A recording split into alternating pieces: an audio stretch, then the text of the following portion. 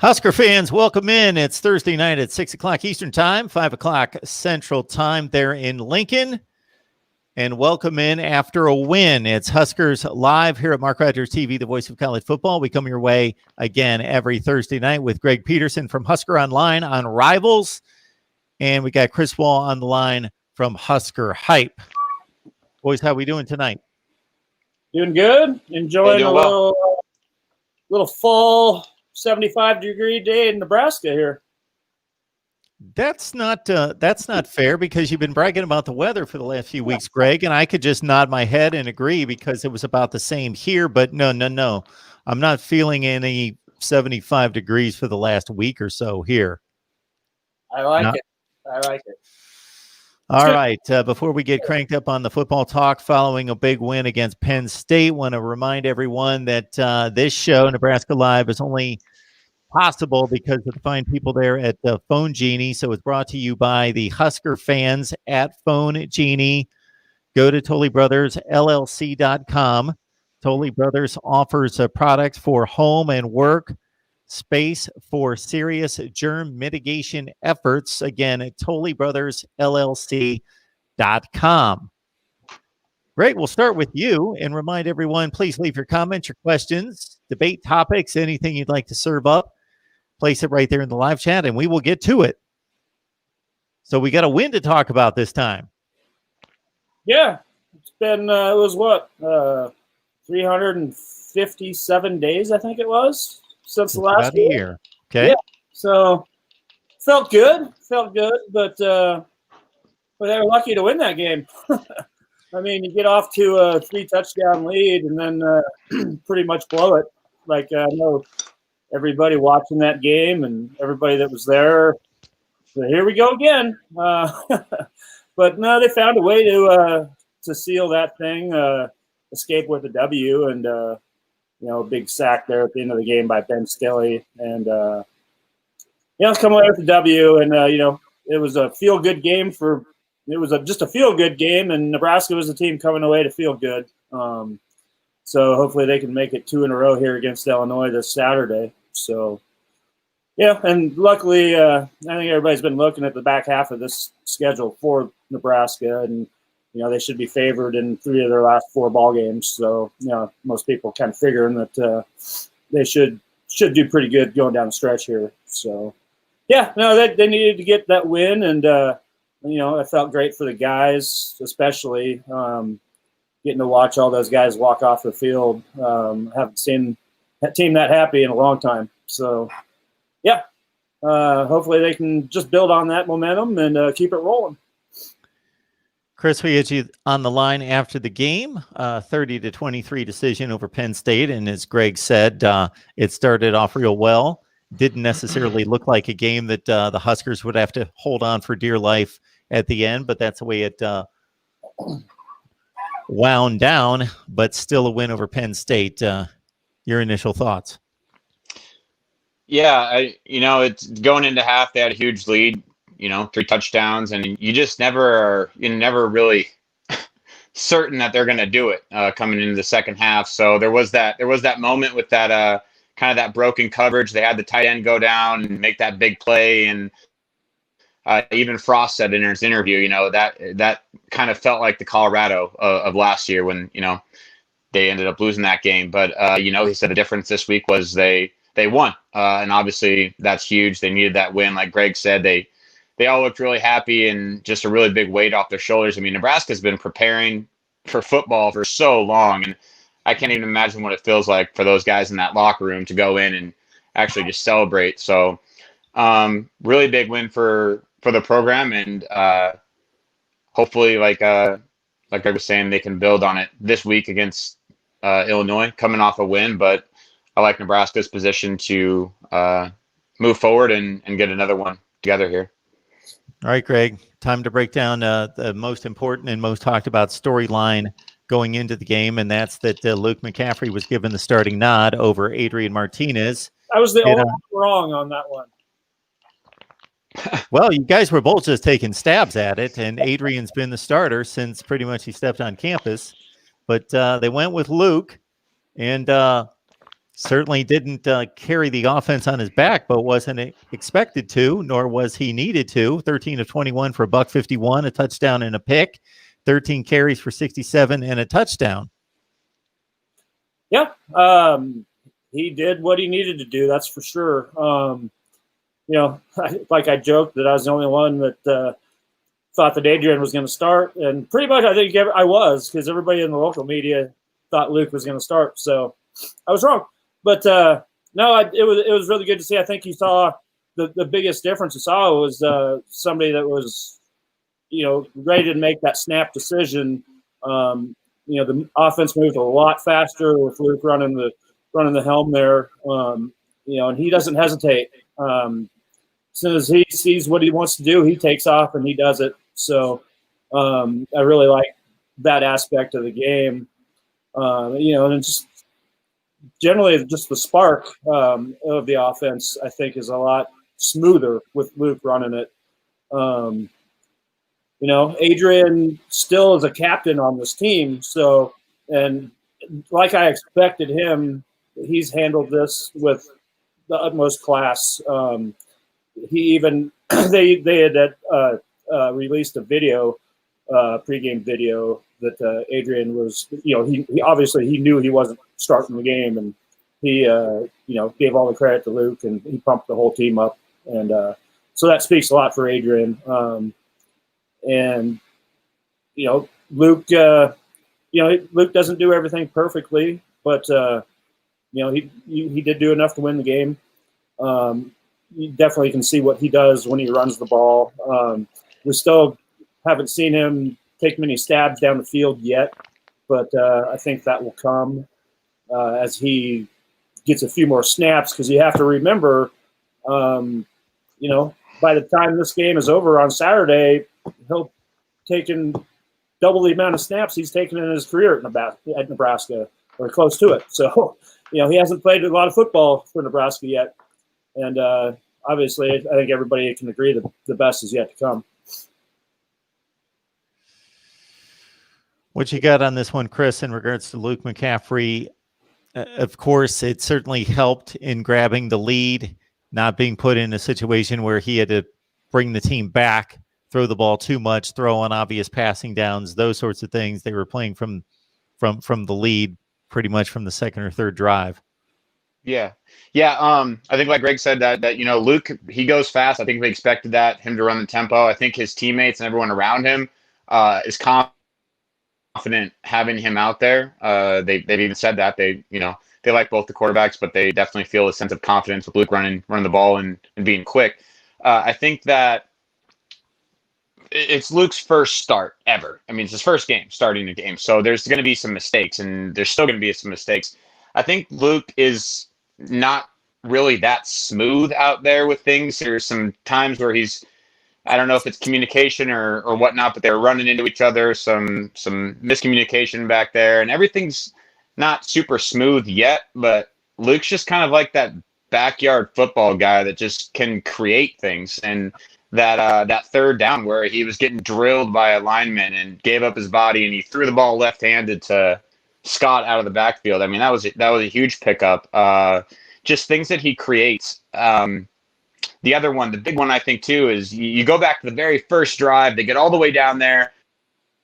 It's 3rd and 5, and boom, here we go again. False start. Now it's 3rd and 10, and Luke found a way to get outside, scramble up the sideline, and pick up a 3rd and 10 with his feet. I'm not sure if Adrian does that or not. So Luke kind of provides that ability to just make things happen. So excited for where he can go, and hopefully just continues to build on this, gets those first team reps in practice, and maybe advances a little bit more this week. Greg, Chris and I addressed this after the game that Dedrick Mills only saw the ball 3 times out of the backfield. It was a Wan'Dale Robinson show running the football, at least from the running back spot. Luke McCaffrey did have 13 carries, but 16 for 60 for Wan'Dale Robinson after it was expected him to be more in the receiver role. Yeah, Dedrick got a little banged up. That's why I didn't see a lot more of him. that's one of the biggest things that I want to see. One of the biggest keys moving forward with this offense. That you need to get that running back position involved in the game. We see what this Nebraska offense is right now. Once they start being able to take some shots down the field and create some big plays going down the field and get this running game going with the running back position, not just the quarterback, because that's all it's really been is the quarterback. This offense is easily a 500-yard-a-game offense if everything's working that way. But we've yet to see that, and it's still a big question mark if this offense can become that offense. So, it was nice to see, obviously, like we pointed out last week, that Wan'Dale Robinson needed to touch the ball a lot, and he did. And that's one way to get him the ball is you put him in the backfield. And, I think that helped everything else out, especially on that little flip pass to Xavier Betts that he took for 45 yards for a touchdown. The whole Penn State defense was keying on Robinson on that play. And true freshman Xavier Betts, like we've seen him do plenty of times around this area for the last 4 years for Bellevue West, takes one long to the house. And, that was great to see him, start his Husker career off like that. So plenty more of that to come later on too. So, they got to start getting, Diedrich's got to start going. That starts up front too. The Lions got to get a little bit more punch going in there and start taking things over, because if you look at the Pro Football Focus stats in the game, Nebraska should have lost that game. Penn State's line pretty much dominated Nebraska's line. So, Diedrich's got to get rolling, and you're going to see more. You did see, I think Marvin Scott actually came in and did a really good job. He had some nice runs and nice catches out of the backfield. Ronald Tompkins is another guy that is going to get some more looks at. And, going forward, it's going to be a big priority for Coach Held and Coach Frost to get that running game going. Yeah, Penn State did run for 245 on the ground, 4.7 per carry. And even playing from behind most of the game, they were able to generate that kind of rushing yardage. Yeah, excuse me. Nebraska, I think going into that game, they decided that they were going to take the Penn State passing game away. They took those big-time receivers out of the game. You didn't even notice that they were there. So, and I think they were just going to let Penn State run the ball and, bend and don't break kind of an attitude. And for the most part, it worked for them. Penn State, several times, they got down toward the red zone and ended up with field goal attempts. So, getting that run game going on the offense, that's definitely going to help ball control and get that defense off the field, because, that second half, the defense was out there. The whole game, the defense was out there. I can't remember how many snaps it was, but around 70 snaps, the defense was out there. So, like I said before, they were lucky to win that game because Penn State did dominate that line. And, a couple of big plays away, Penn State wins that game going away. Well, they had 39 pass attempts at Penn State, and they ran it 52 times. It was 91. Yeah. That's way too much for a defense to be out there. Sorry, I didn't mean to cut you off. No. Yeah, I was saying they had 91. I only had that noted because I saw today that JoJo Doman played every single one of those snaps. Oh yeah. So 91. That's horrible. Yeah. So we got a couple comments in the live chat about Nebraska's defense at least hitting hard. Oh yeah. Well, they're flying around. I mean, JoJo Doman was out there. He graded out. I think he had 13 tackles, something like that. But he graded out really, really high after that game. But the defensive line, did not. Ty Robinson got totally taken out of that game. So the defensive line really needs to step up. Linebackers overall played well. The secondary, some big plays there. I thought they all played pretty well. And, that beautiful sack, scoop, and score by Deontay Williams, that was a thing of beauty. So, I liked a lot of those things that we've seen. And Ladarius Payne is a guy that I think has been playing outstanding.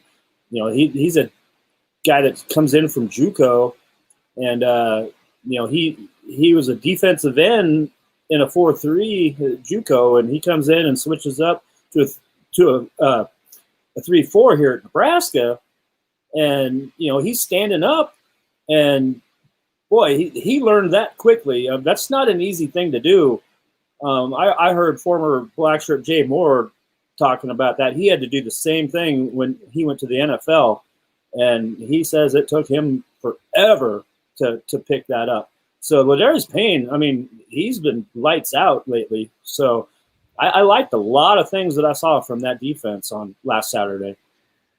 Payne had 6 tackles. He had 1 pass defense. He was in on a tackle for loss. Yep. He can rush the passer. We didn't see Omar Manning in this game, and I watched this game on replay a couple days later, but we didn't see Omar Manning. No, we didn't. It's still been a mystery. It's bizarre that you haven't seen Omar Manning do hardly anything, and Alante Brown, haven't seen him anywhere either. So, that obviously everybody knows that they need to start getting those receivers involved and start hitting some of those big plays downfield. And if there's ever going to be a time to do it, this is going to be the week, because that Illinois defense, they're a feast or famine defense. They give up a ton of big plays. They make a lot of big plays. They force a lot of turnovers, but they give up big plays, a lot of them. So, this might be the get-right game for that offensive passing attack for the Huskers this week. Yeah, we just started this season, and Illinois is already going through 4 quarterbacks at this point. They've had quite the merry-go-round, a lot of it based on injury. So Brandon Peters, the Michigan transfer, he started in game 1, and he was their starter last year. He got banged around and had to leave early in week 1. He had COVID. He's COVID. But he had COVID.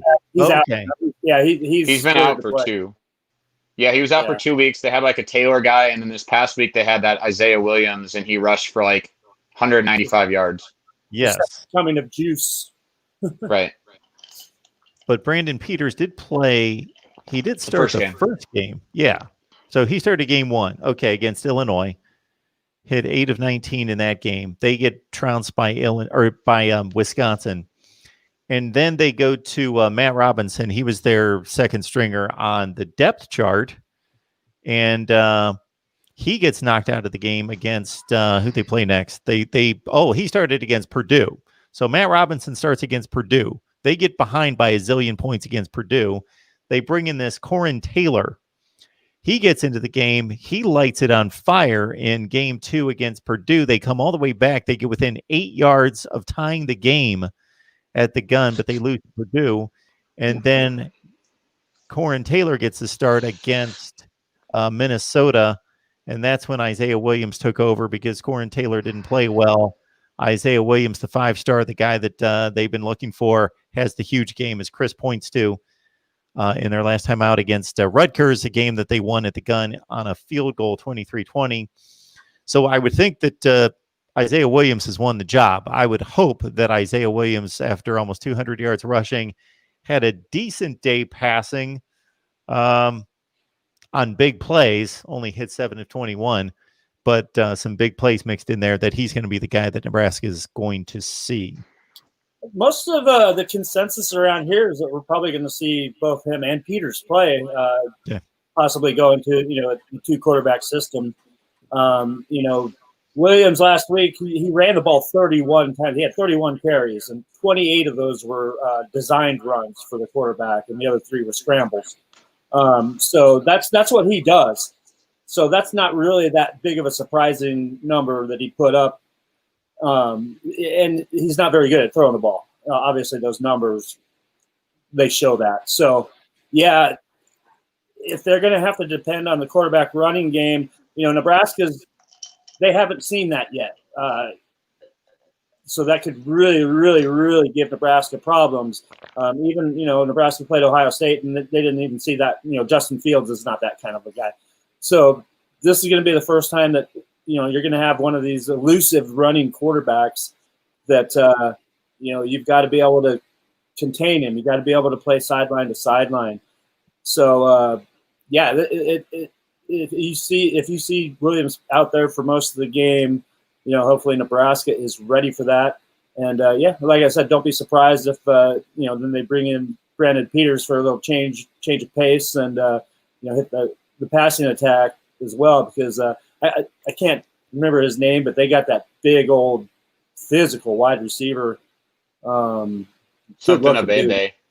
Yeah. Oh, the USC transfer. Yeah. So if they're in the red zone, they're probably going to be going for him. So it's going to be interesting to see what they do. Because if Williams if he's torching that defense, they're going to keep on riding that, I would imagine.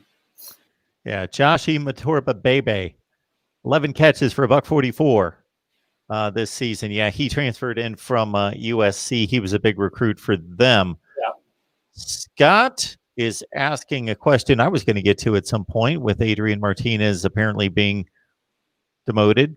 Any chance we see Martinez for at least some sets? Many think he is the better arm and that we'll be looking to air it out this weekend.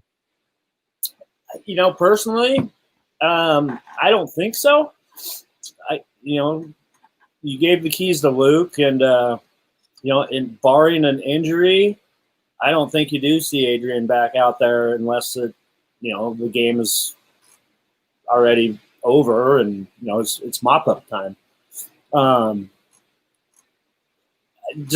I think that they want Luke McCaffrey to develop a rhythm and to smooth out some of those kinks that Chris pointed out earlier.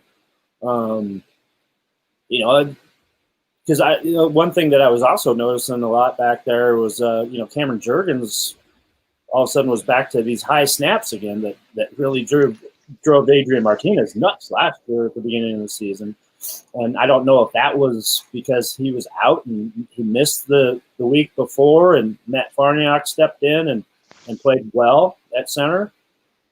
And maybe that was in the back of Jurgens' head. But, I think if you're going to move forward with Luke McCaffrey, you need to get him as many reps as possible, as many game reps as possible, because like I said earlier, he hasn't played very many, serious game reps in his career yet. So, yeah, if he's going to be your guy, you stick with your guy unless your hand is forced, and then you go back to Adrian. Mm-hmm. So this looks to be the team, meaning Illinois, that would be the best opponent in the Big Ten for Nebraska to get healthy and stay healthy on, even though they are coming off a win against Rutgers 23-20, revolving door at quarterback. If we get what Greg set us up for, Brandon Peters has a wealth of experience going back to his Michigan days. He actually started at Michigan a good bit of time, comes in, starts the entire season for Illinois last year. They go to a bowl game, had a better season than most expected, beat Michigan State and Wisconsin along the way, but still arguably the worst team in the Big Ten, at least as it stands right now, and some uncertainty at quarterback. And Isaiah Williams, somebody that when he's in the game, he's a big threat. But as you guys outlined, Nebraska is definitely going to know where the threat's going to come from, and it's not going to be with his throwing arm. Nebraska opened as a 14-point favorite. It's staying roughly in that range. I see a couple Las Vegas books spiked up to 15.5 in Nebraska's favor. Yeah, and that's probably right about on, if you ask me. I'm not a big Vegas guy, but I know that I thought I heard somebody saying, there's probably going to be a lot of points scored in this game. So if you want to win money, don't bet the over. So that's about my 2 cents worth of that. Marvin Scott ran Yeah. it 5 times last week for 11 yards. The comment on the screen from Cole alluding to maybe him getting more time, Chris. Yeah, what's up, Cole? I know Cole. He's a good friend.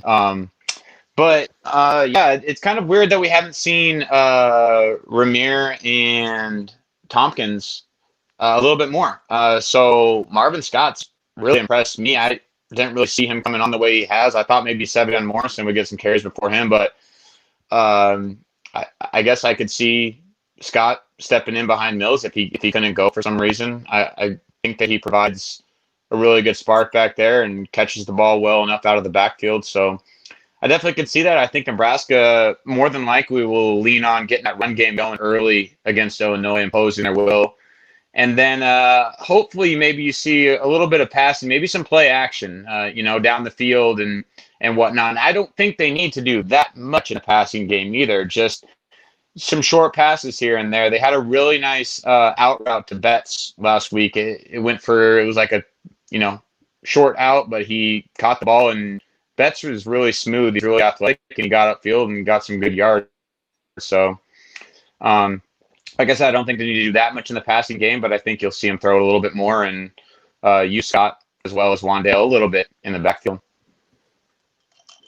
Yeah, I think, with Marvin Scott, I can tell that Coach Frost really, really likes him, and I know Coach Helt does.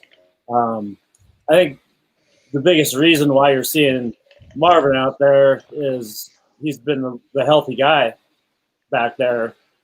He's been about the only one that's been around the whole time. Ramir and Ronald have been banged up and have missed a lot of practice. So that's pretty much why you're seeing a lot more of Marvin Scott. And he's a bigger guy too, and a lot more of a physical runner than these other guys. The other two are your speedy guys. So yeah, I like what he brings to the game. So he's filling in nicely when he's been out there for Diedrich, and like we said earlier, get that run game going and control that ball, and should look to do good things come Saturday. Hey.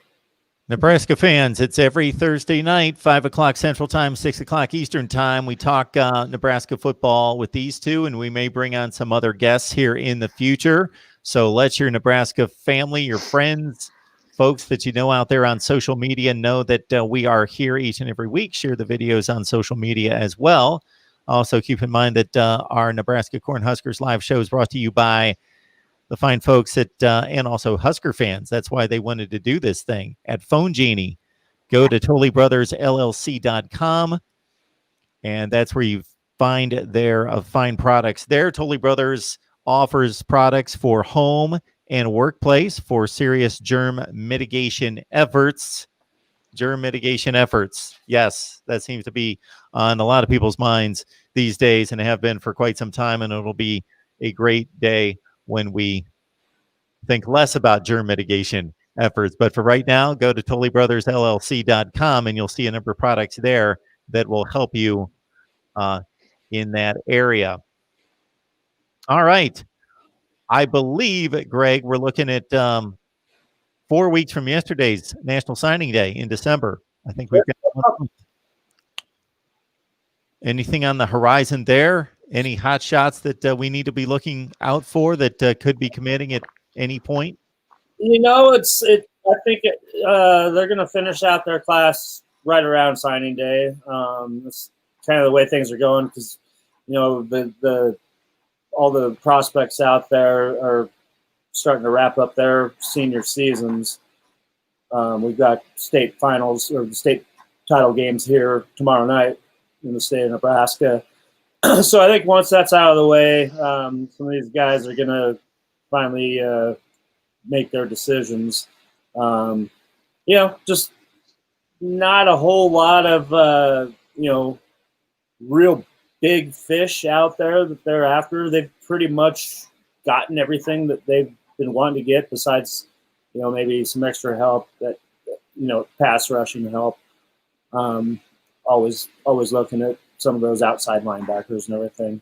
So, I think after, in the next couple of weeks here, we might be hearing about some more guys that want to join the fray here. So, yeah, we have tomorrow night, Omaha West Side is in the finals against Elkhorn South. So you got 2 Husker commits still playing. They'll be going head-to-head in that game with Kobe Bretz and Teddy Prohaska. So we're looking forward to that. Yeah, that's about where we're at. Those 2 guys and Seth Malcolm, the linebacker commit at Fremont Mills in Iowa, those are the only 3 guys committed that are left playing. So good luck to those guys tomorrow night. Hey, Greg, Nighthawk 467. Yeah, Chris, go ahead. Jump in. I wanted to just ask Greg really quick. Greg, what do you think is holding Fedone back from being a 5-star?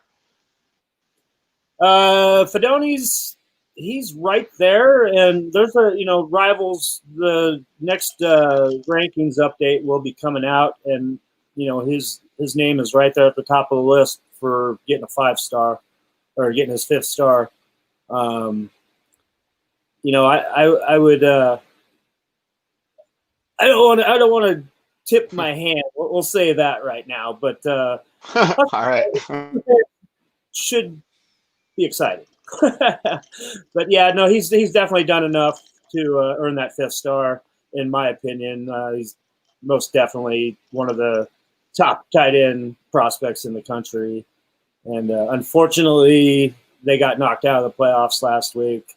So he's going to be sitting. I don't know. Maybe we'll see him tomorrow night in Omaha. Maybe he'll come across the river and cheer on a couple of his teammates. So and those guys are all those guys that are committed in this class. They're really tight. One of the tightest classes that I've seen in a while, and those guys are always in each other's ears and complimenting each other and lifting each other up when they need. So, yeah, it's nice to see. Yeah. Nighthawk 467. Thank you so much for the super chat contribution. Appreciate that so much. Brings up Sevion Morrison, who was the 14th rated running back in the nation in his class of 2020, 2nd rated player in the state. And Nighthawk Greg is asking, does Sevion Morrison deserve as much game time as Marvin Scott has? Morrison is super exciting, in my opinion. Oh, I'd love Sevion. I went down to Oklahoma City last year and watched him play in the playoffs. Unfortunately, I think we're bad luck when we show up because they got knocked out of the playoffs that night too. But no, Savion's he's amazing when he's got the ball in his hands. I'll just put it like that. He's another guy that he's been banged up as well. That's one of the things that why you haven't seen him out there. He's been dealing with some of those soft tissue type deals, which a lot of these true freshmen when they get to college, they're not quite used to the physicality and the workload that they have to go through, and it takes their bodies a little time to get acclimated to being in that kind of system. But once Savion's 100%, I expect that you will see him out there because he's another guy that's Coach Held and Coach Frost hold highly regarded. They recruit these guys for a reason. They see something early on, and that was a guy with Savion. They targeted him early on in the recruiting process, and Savion. Nebraska was the first ones in there to offer. Oklahoma State. They didn't even look at him until it was too late when he was already wrapped up with Nebraska. So they identify these guys. They know that they can help them out, and once they're ready to go, you're going to see them out there. Guys, after all the kicking problems, especially early last season, that could have helped you gain maybe another win or two. It's got to be nice to trot out Connor Culp 3 for 3 on field goals. No, that's great. I'd love to see it because that's an area that Nebraska's been lacking in the last couple of seasons, and that's an area, quite frankly, that over the years in Nebraska football history has been, they send a lot of guys to the NFL. So it's nice not to really have to worry about that anymore. It kind of mirrors. I've mentioned before, I'm a big Chicago Bears fan. It's kind of the same thing. The Bears found their kicker too. So after they had some problems at that spot, so I like what Connor Culp's come in here and been able to do. And the guy so far, he's got ice water in his veins. We haven't seen him have to kick a real long one yet, but his accuracy's been there, and it helps out a lot when you can count on somebody to kick those field goals. Yeah, I agree. It's nice to have an actual football kicker instead of a soccer, transfer walk-on, whatever we had last year. It's nice to have an actual kicker to rely on. I think that they're not getting super aggressive down there in the red zone, just knowing that they have him to fall back on just to get points. I thought special teams actually did decent this past game between him kicking that kind of nice little return that Cam had up the sideline, that punt return, and then I can't pronounce our kicker's last name, but he had a really nice punt there. I think it was like a 53-yard punt there at the end that really flipped the field when they needed it big time. So decent special teams performance. Actually, I noticed a couple of times because I was right in the first row of the end, right above the end zone in the first row of the stands, and when he was kicking towards me, he put 3 of them right down in there inside the 20-yard line, almost coffin cornering them. So I like his placement, and he's 3 of those that he saved that would have been out on the 25-yard line. So the kicking game's gotten much, much better. Would that be William Pristup? Yep, is that how he pronounces it? Yep, Pristup. Okay. Yep. Cade Warner. Okay. Early in the game, he caught a ball over the middle, took it almost in for a touchdown, ruled a fumble. Fortunately for him, and fortunately they got it right. He didn't fumble. No. But that was his 13-yard catch on the day.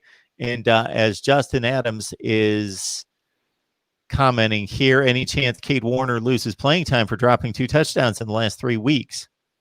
I expect Cade Warner to gradually lose playing time anyway as these younger receivers start to develop and start to take reps away from Warner. Right now, Warner is obviously the superior blocker out of any of those guys that they have out there.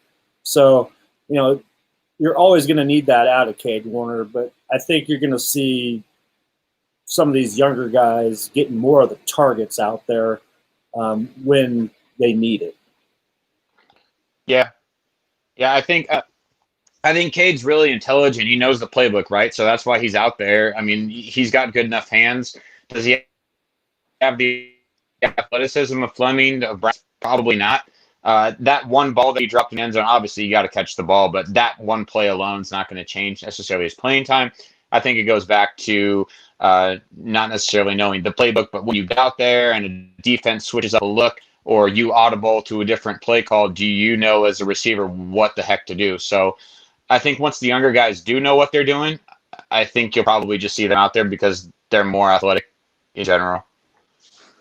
I wouldn't have wanted to been on the other end of Dad's phone call after that.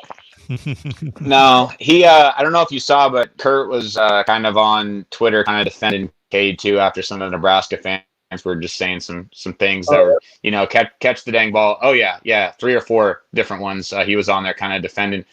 I think he even interacted with Sean Callahan a little bit on one of them. So he was. Yeah, he was on there, kind of standing up for him, which I totally respect. But Cade's captain, he's fine.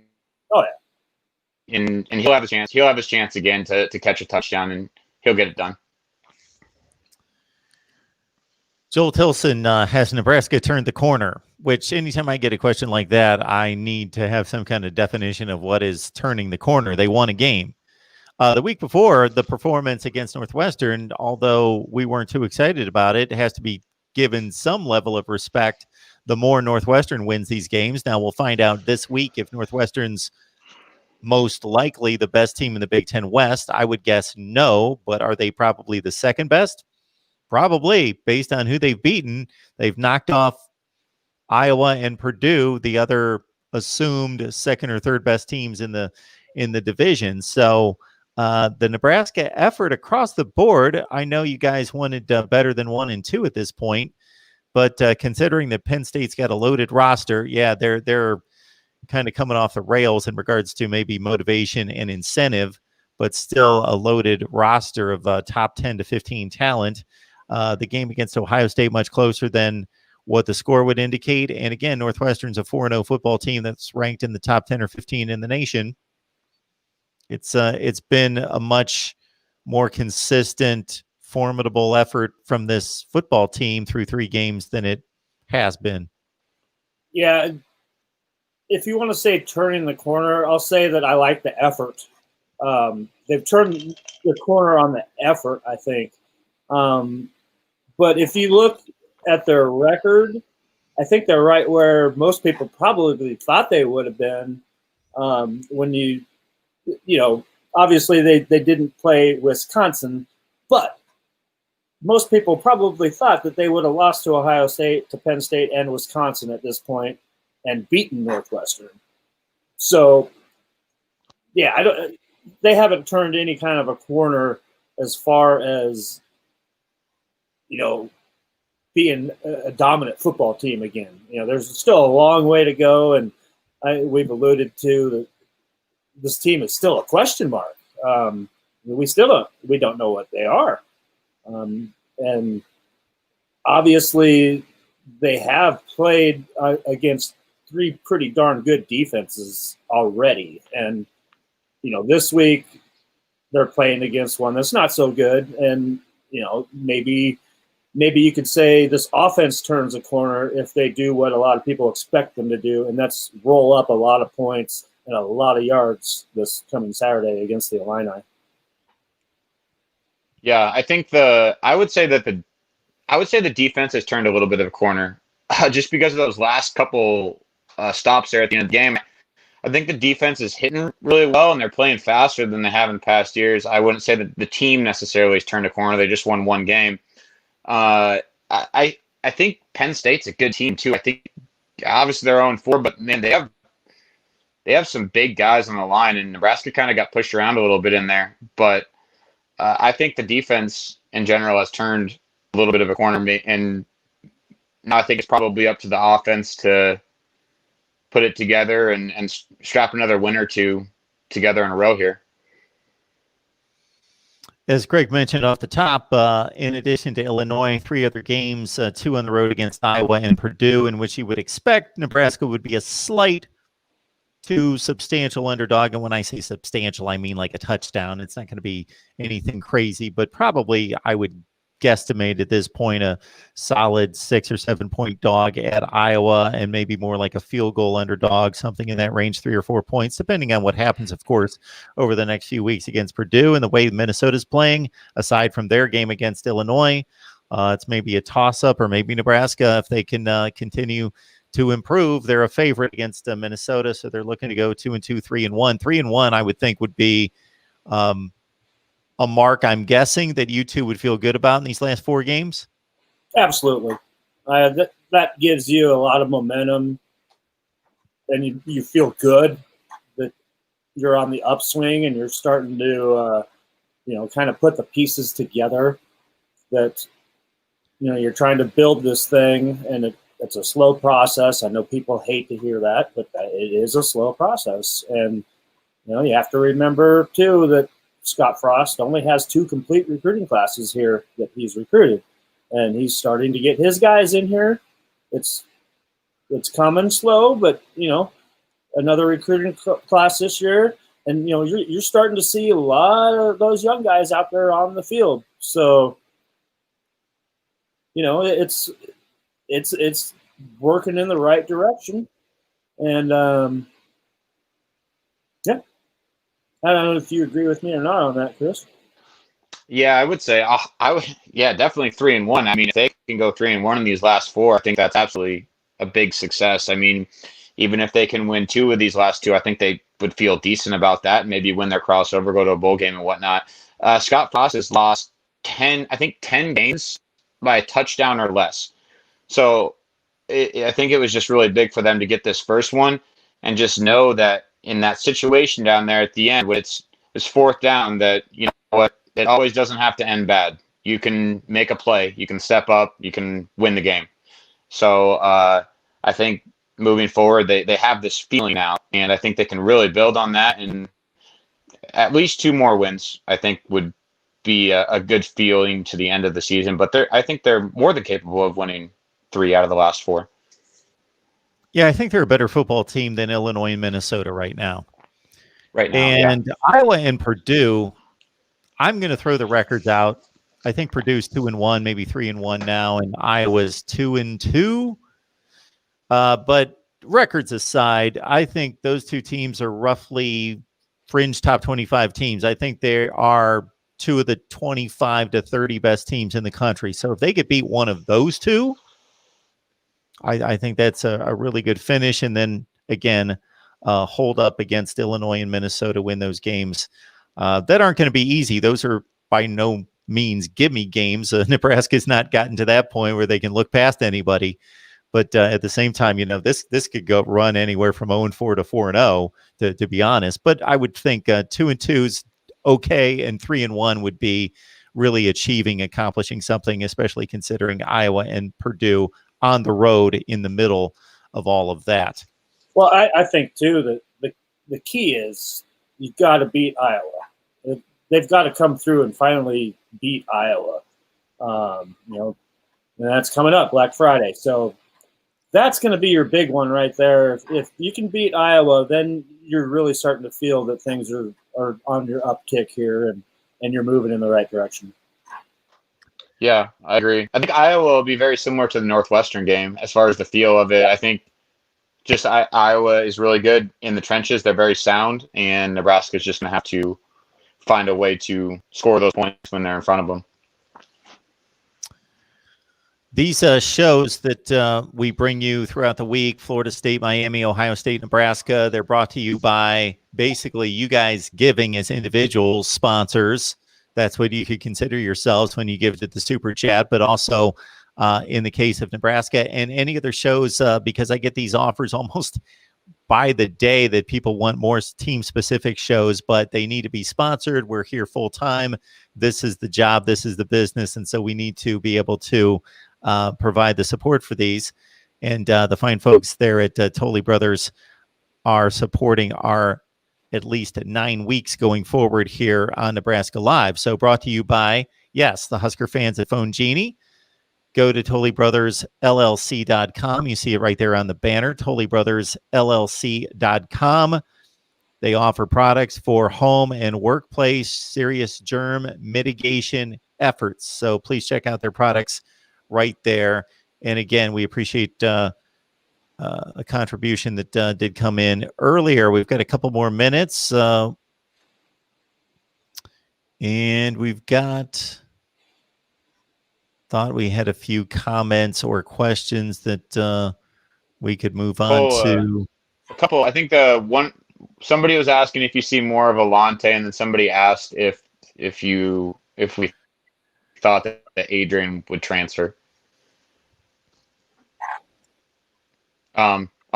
With Alante, I think going to that, I think that you do see a little bit more of Alante if he's healthy. I think he probably has a shot at getting out there with Marcus Lemon a little bit more and Betts. I think they definitely want to get those guys going. I think if you look at the whole season, right, there's 4 games left. It's not like they have 10 games left in the season. So you have to realize that we're not going to see a night and day passing improvement from now to the end of the season. I just think that you can get a couple more guys out there and get them in rhythm a little bit more. So as far as seeing Alante out there, I think that you do probably.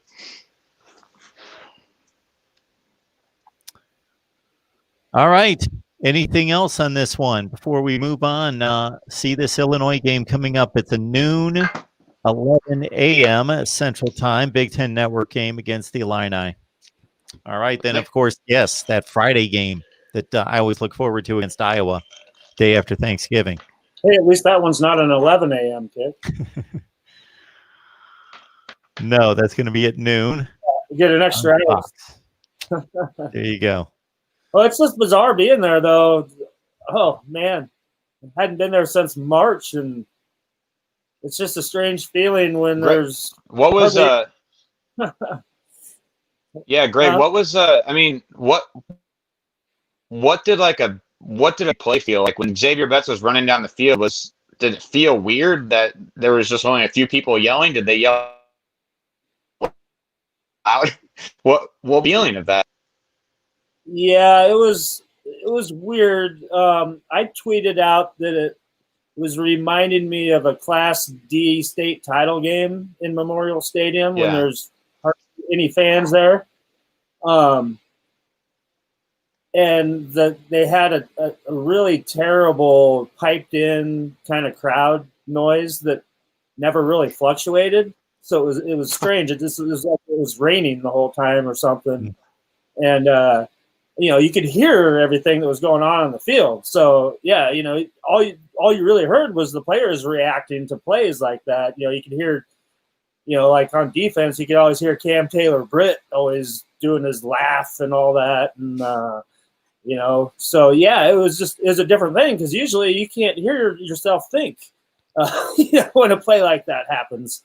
So, and I think they did a great job of, helping themselves cheer each other on. So yeah, it was just a very different feeling. And, but I kind of liked it as well because you could go wherever, you had to stay in certain sections, but you didn't have anybody in your way. And yeah, it was just nice and laid back, and saw some old familiar faces you hadn't seen in a long time. So.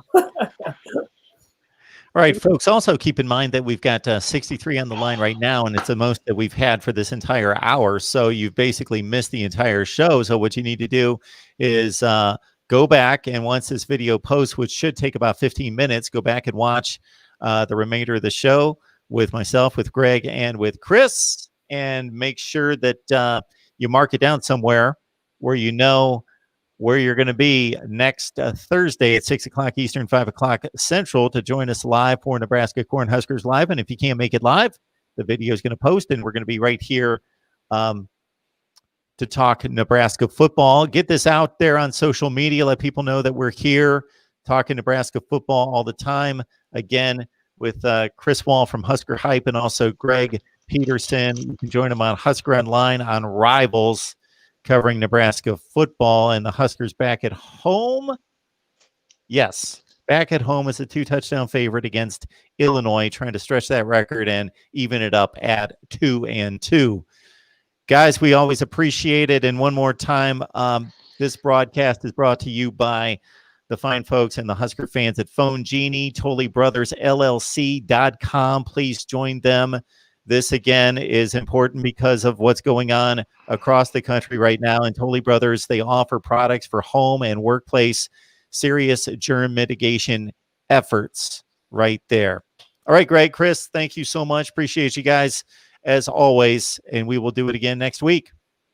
Sounds good. Thanks, Mark. See you guys.